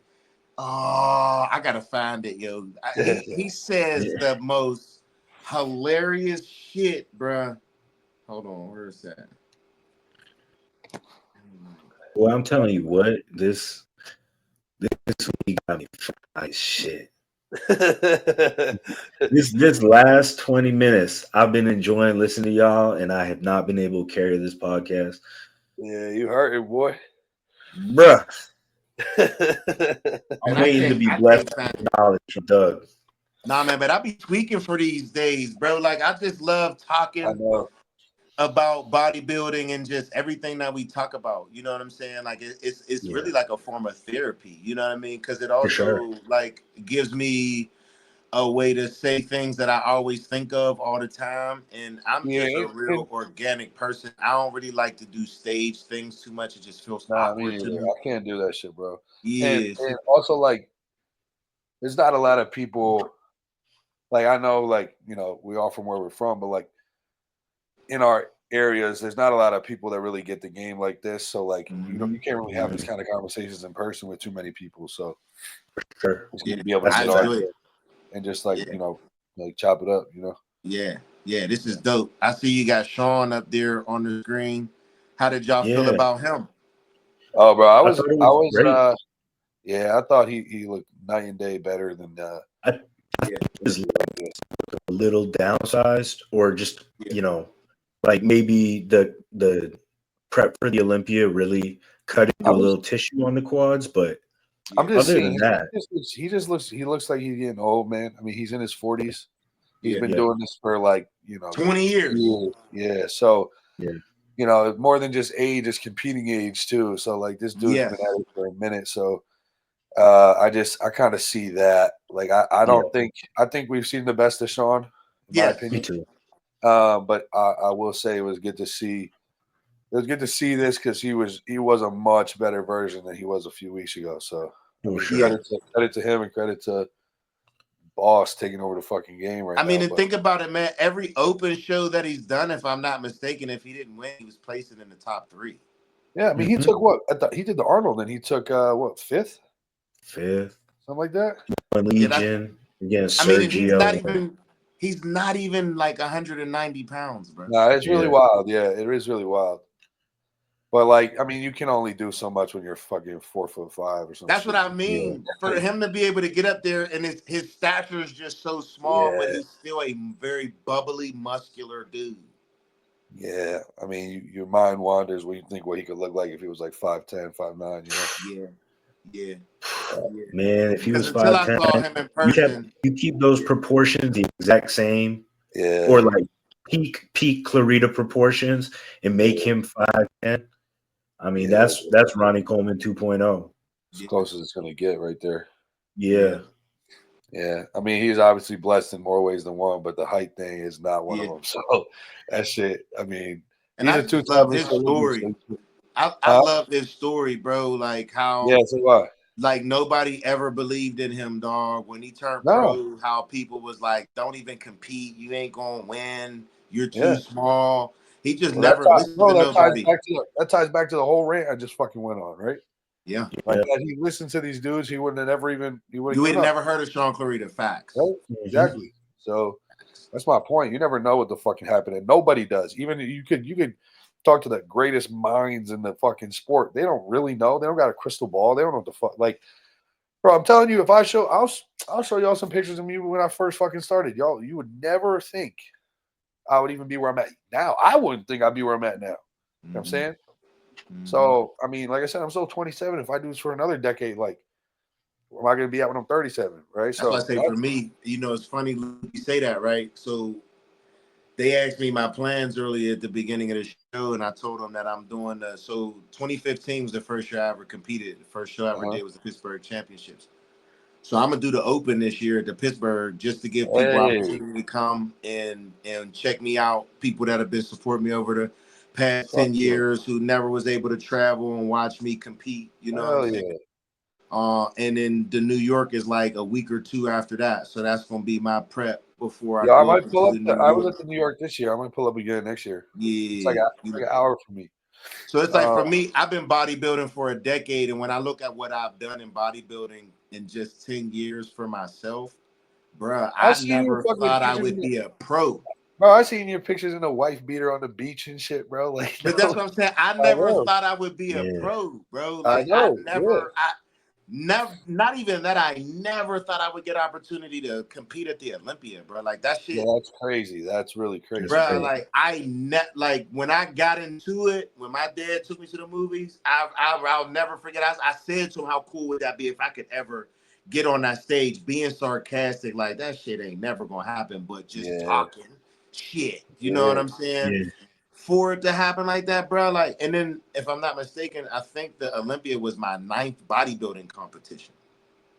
That's crazy. It was my 9th. You know That's what I'm saying? crazy. So I'm like, for me, it's more of a sentimental thing, like coming up on like 10 years of bodybuilding. Like when I started, if somebody would have told me you'll be a good pro one day, you'll compete at the Olympia, you'll do some great things, I'd have said, what kind of crack you smoking? Yeah. Ain't no fucking way that's gonna happen. You know what I'm saying? Yeah. Like, just because I understand how hard it is to win. It's bodybuilding. It's like you said, I keep it a bean, bro. We're male beauty pageants. Yeah. We are. But it's a like sport. It's a sport because it's a skill. Not everybody can do what we do. and you're competing, right? So. And when I'm training people, bro, you know how many people are amazed that they don't realize that they're using other muscles. And I'll use this as an example. It's like a flat bench press with dumbbells. Most people don't realize that they're using more of their front delts than anything because they don't know how to position themselves. And then they don't know how to connect with their chest to move the weight. Yeah. And people are like amazed when I teach them, like, no, that's not how you, if you just want to press weight, yeah, go grab what you want. You want to train your chest, we're going to start with this lightweight. I'm going to teach you how to engage your chest, hold it, and squeeze. After that first set, they be like, yeah, that's different. I'm like, we not just moving weight. We need to be able to squeeze the muscles. Yeah. You know, you get better at it over time. I tell a lot of my clients too, like it's like every time you train, it's like practice. You know what I mean? Yeah. That's dope. I like that. Yeah, every time you train, it's like coming to practice. Like you're gonna get better every single time you do a chest press, every single time you do a bicep curl, whether in one way or another, like you're gonna improve your ability to do that. So it's just repetition, bro. Like in anything else, like I play guitar, bro. Like learning how to play guitar, like you gotta fucking hammer. You want to get good at shooting free throws. Yeah, it's like you want to get shooting free throws. You're out there every single day, fucking 100 free throws, 100 makes, right? Yeah. So it's the same thing, bro. You just got to keep getting in there and keep doing it. You know, it's like when you it's like if you go through a period of time, like let's say you take out like barbell squats for like a couple months, and then you go get back under a bar. That shit feels weird, bro. Feels weird. Right? That's like not deadlifting for a couple of months and then trying to deadlift again. You're like, fuck, this shit feels heavy. You're like, yo, what the fuck am I doing, bro? And so you a couple sessions in, bro, a couple reps in, all of a sudden it starts to just come back. Yeah. So it's the same deal. You know what I'm saying? That's real shit. That's real shit. Yeah. Yeah, we be on these podcasts long as hell too. I just let y'all know I appreciate it. Yeah, no. I was gonna say I gotta go get my last meal in. I'll be popping into it. I gotta get my shit right. No, you good, man. As long as we tap in every week, man. I appreciate y'all motherfuckers, man. Yeah. Yes, sir. No doubt. So we'll play the next one out. Thank y'all, boys. Yes, indeed, man. You guys enjoy y'all night. Yeah, y'all too. All right, Doug.